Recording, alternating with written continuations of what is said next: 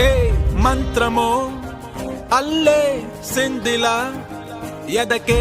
బేసే సంకెల భూమెందుకో